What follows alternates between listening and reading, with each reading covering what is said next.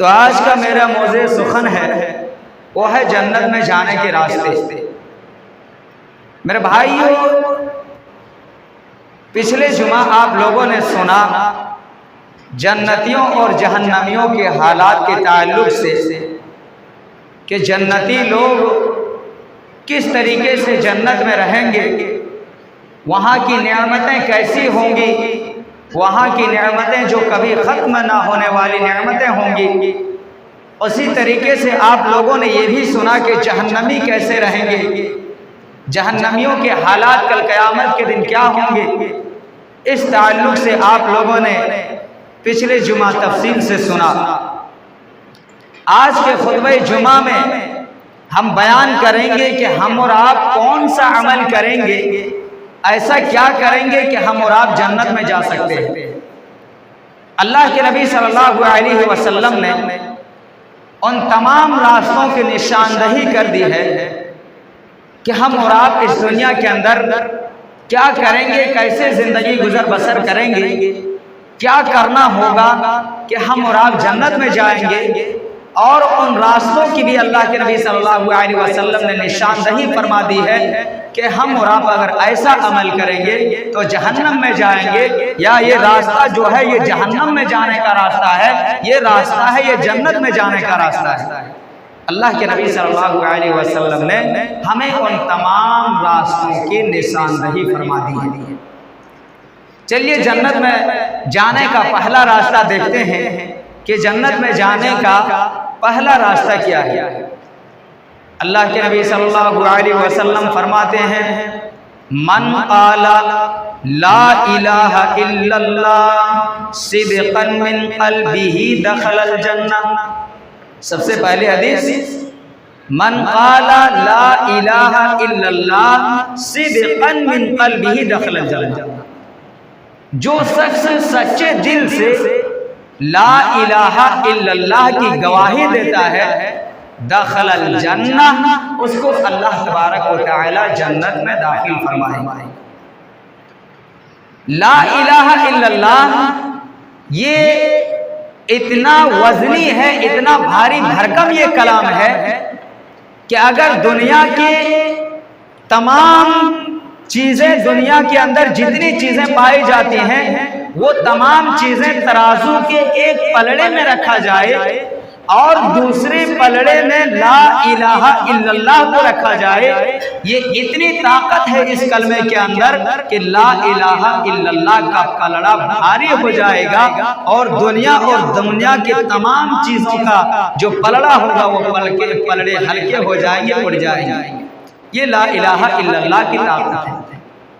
لا الہ الا اللہ یہ جو ہے یہ جنت میں جانے کی چابی ہے، یعنی جب تک ہمارے پاس یہ لا الہ الا اللہ نہیں رہیں گے، ہم اور آپ جنت میں نہیں جا سکتے۔ یہ چابی ہے، جب تک یہ چابی ہمارے پاس نہیں رہے گی جنت کا دروازہ نہیں کھلے گا۔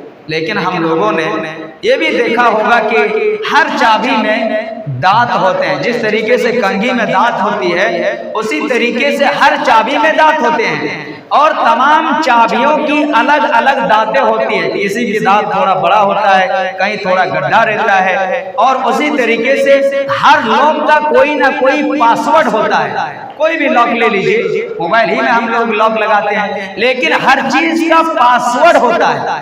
تو جنت میں جانے کی چابی یہ لا الہ الا اللہ ہے، اور اس چابی کے اندر بھی دانت ہیں، یعنی اس دانت اللہ کے نبی صلی اللہ علیہ وسلم نے بتلایا ہے کہ چابی کا جو پاسورڈ ہے، جو دانت ہے، اور وہ دانت کیا ہے؟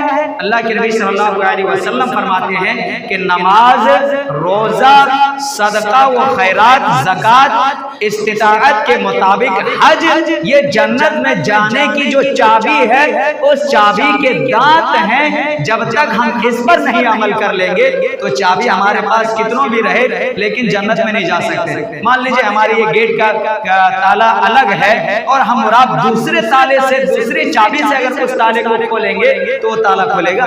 نہیں کھلے گا۔ وہی ہمارے پاسورڈ اگر کچھ اور ہے، اگر دوسرے پاسورڈ ہم موبائل کی اسکرین پر ڈالیں گے تو موبائل کا اسکرین لاک ہمارا کھلے گا؟ نہیں کھلے گا۔ تو جو پاسورڈ صحیح ڈالیں گے، صحیح صحیح چابی کی جنت میں جانے کی جو پاسورڈ ہے اس پاسورڈ کا ہم صحیح استعمال کریں گے تب ہم اور آپ جنت میں جا سکتے ہیں۔ تو پاسورڈ کیا ہے؟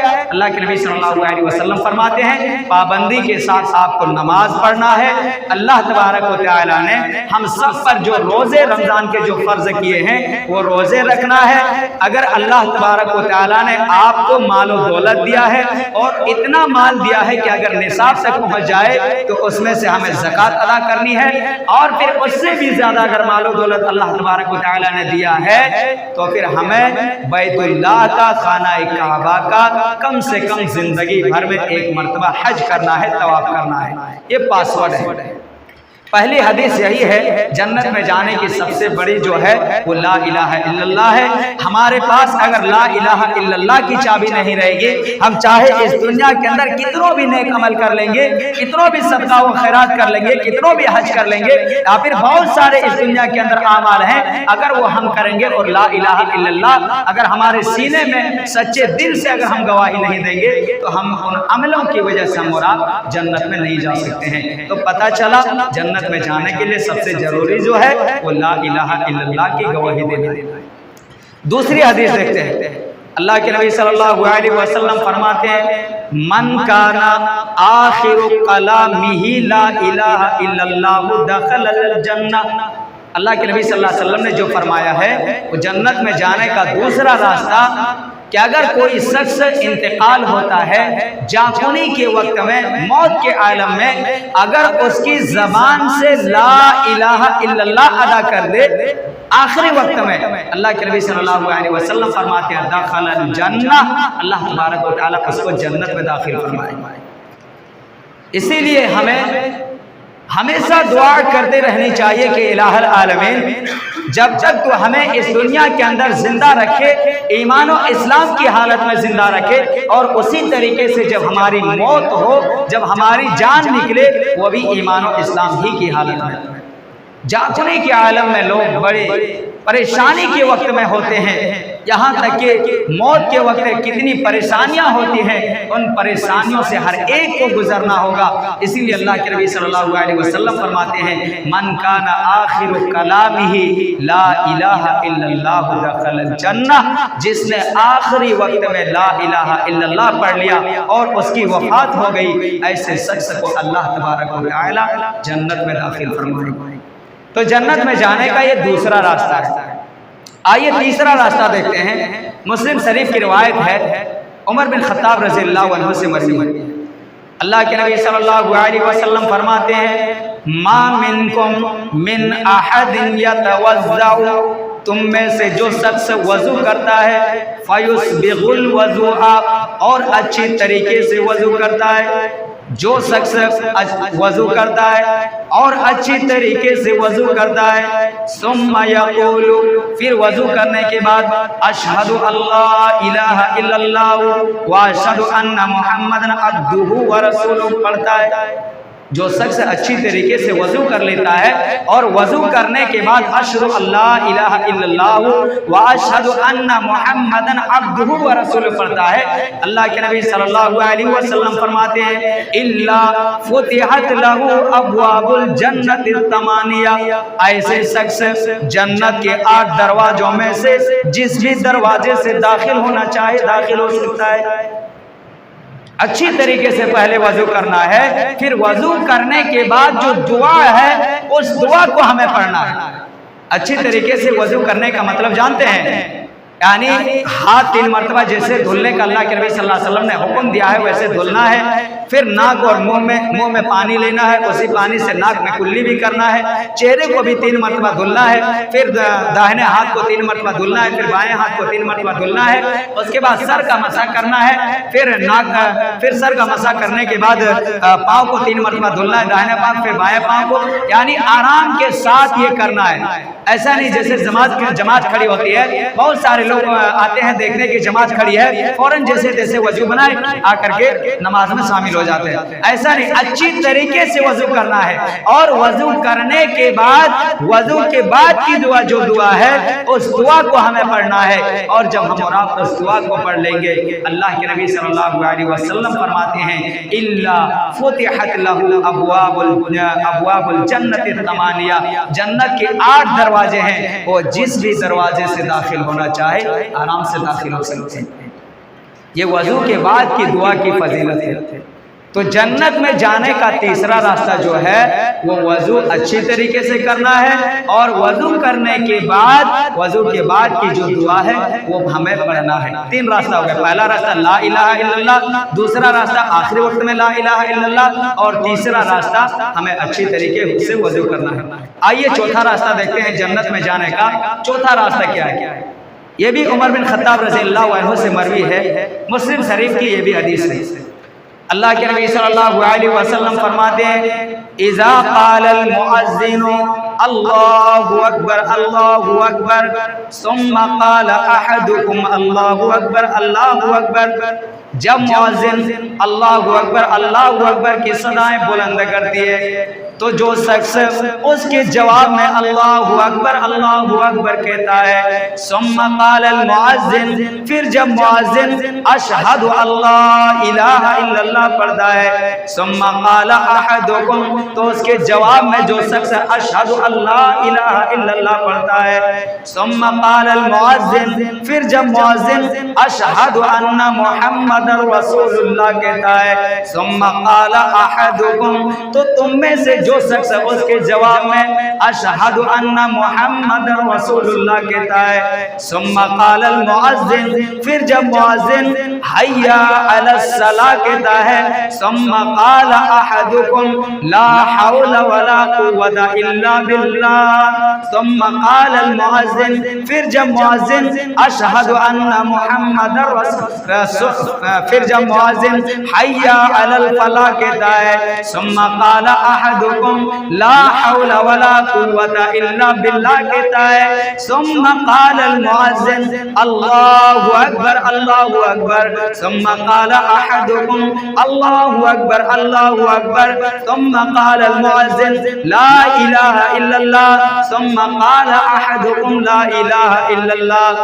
اللہ کے نبی صلی اللہ علیہ وسلم فرماتے ہیں جو شخص مؤذن کے کلمات میں جو شخص اس کے جواب کو دہراتے ہیں، یعنی اللہ اکبر کہتا ہے تو اس کے جواب میں وہ بھی اللہ اکبر کہتے ہیں، اللہ کے نبی صلی اللہ علیہ وسلم فرماتے ہیں دخل الجنہ، اس کو اللہ تبارک و تعالی جنت میں داخل فرمائے گا۔ تو اس حدیث سے بھی پتہ چلتا ہے کہ اذان کے کلمات کا جواب دینا کتنی بڑی فضیلت ہے کہ اللہ تبارک و تعالی ہمیں مرنے کے بعد جنت میں داخل فرمائے گا۔ جس طریقے سے مؤذن اذان کے کلمات کہتے ہیں ہمیں سیم ٹو سیم اسی طریقے سے دہرانا ہے، جیسے مؤذن اللہ اکبر کہتے ہیں ہمیں ریپیٹ کرنا ہے۔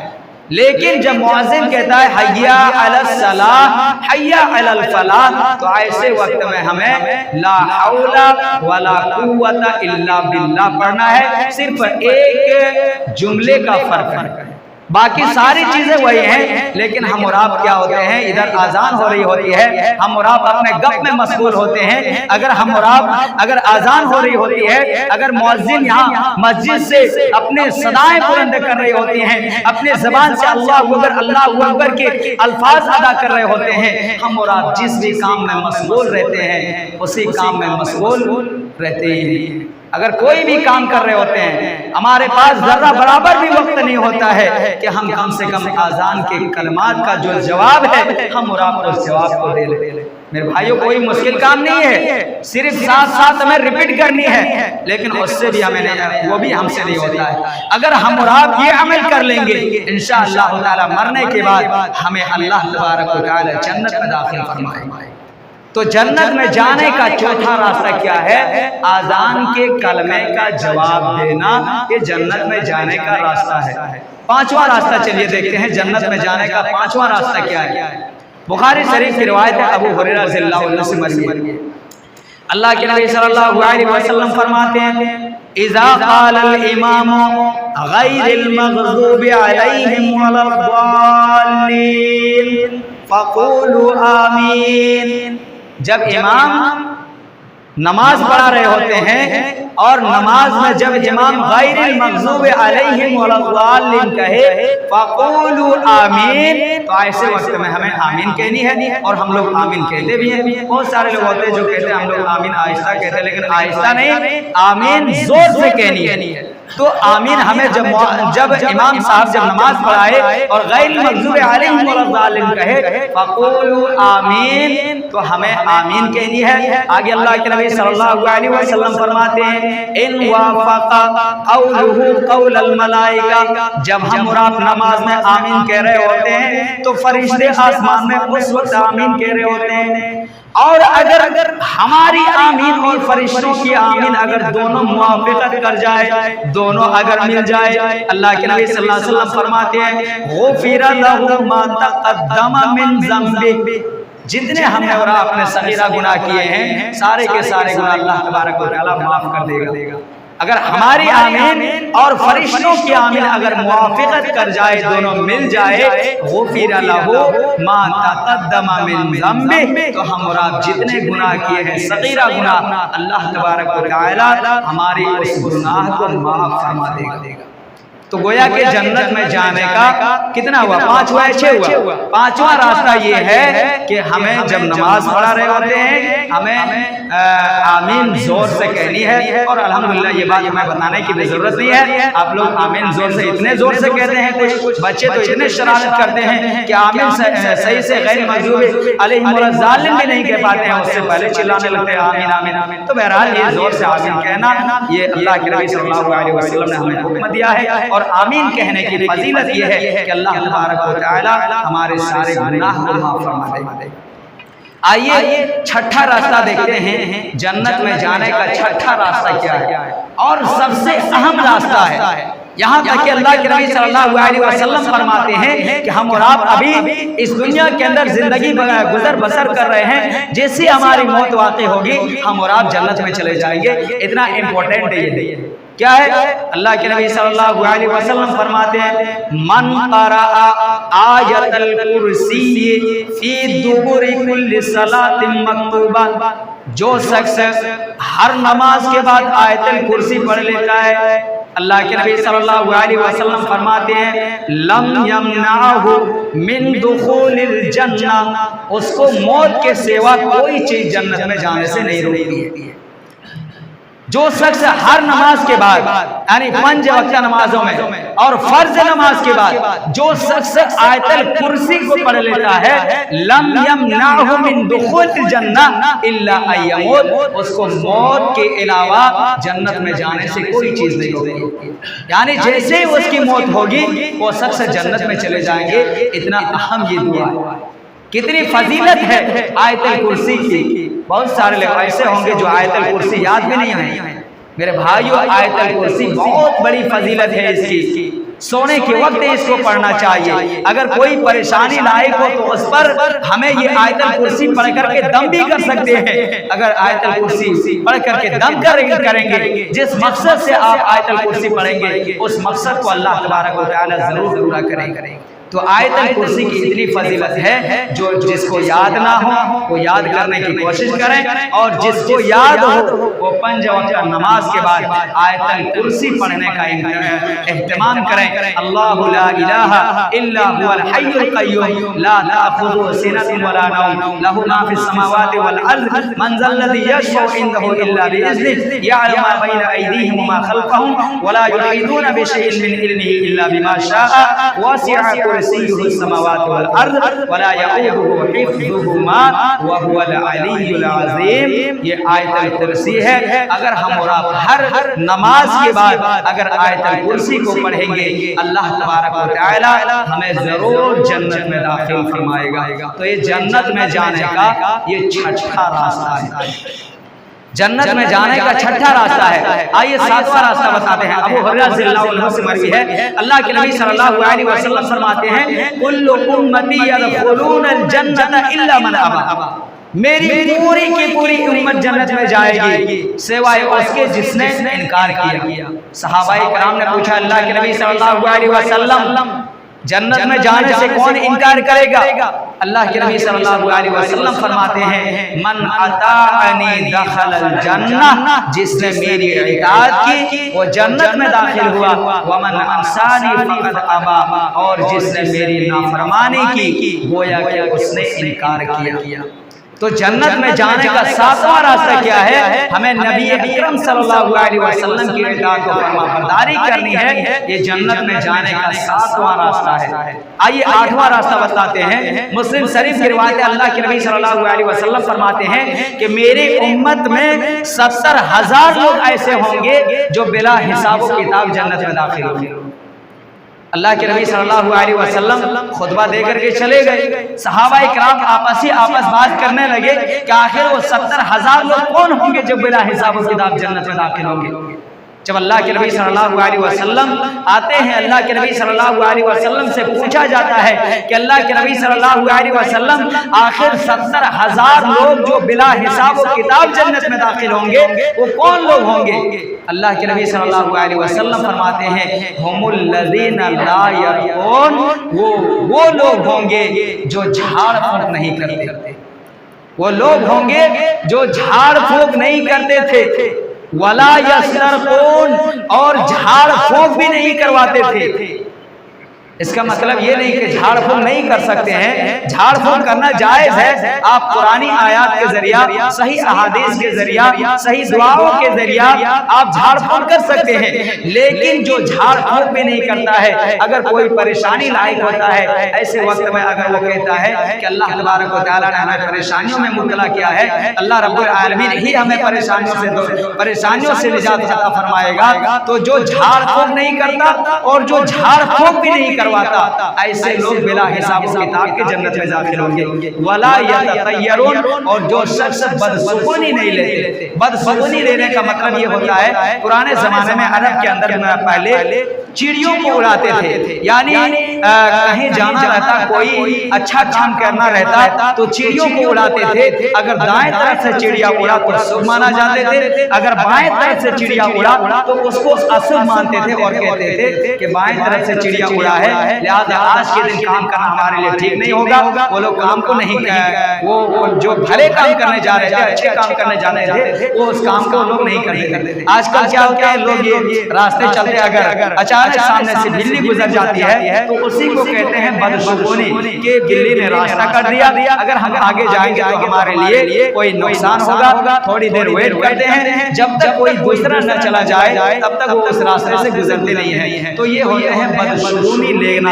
تو بدشگونی جو شخص نہیں لیتے تھے، ایسے لوگوں کو اللہ تبارک و تعالیٰ کل قیامت کے دن بلا حساب و کتاب جنت میں داخل فرمائے گا۔ آواز سانس نہیں دے رہی ہے، بہرحال جنت میں جانے کا اتنا راستہ آپ لوگ سن لیجئے۔ لا الہ الا اللہ سچے دل سے پڑھنا پہلا راستہ۔ دوسرا راستہ، ایسے لوگوں کو اللہ تبارک و تعالیٰ جنت میں داخل فرمائے گا جو آخری وقت میں جسے کلمہ نصیب ہو۔ اس لیے ہم دعا کریں جب ہماری موت ہو تو ہمیں کم سے کم کلمہ نصیب ہو۔ جنت میں جانے کا دوسرا راستہ، من کان آخر کلامہ لا الہ الا اللہ دخل الجنہ۔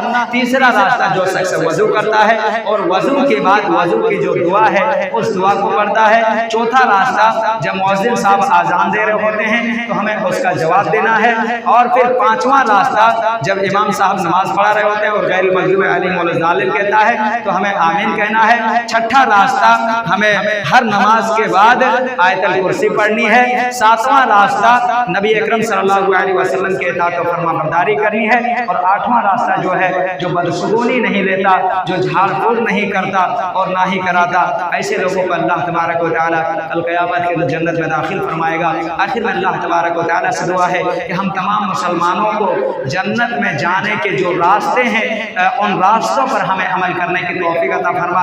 ہم تمام مسلمانوں کو 5 وقت پکے سچے نماز کا پابند بنا۔ اس دنیا میں جو مسلمان پریشان حال ہیں ان کی پریشانی کو دور عطا فرما، جو بیمار ہیں انہیں شفا کامل عاجل عطا فرما، جو قرض دار ہوں ان کی قرض کی ادائیگی عطا فرما، اور جب ہمارا خاتمہ ہو تو ایمان کی حالت میں ہو۔ آمین۔ وما علینا البلاغ، والسلام علیکم ورحمۃ اللہ وبرکاتہ۔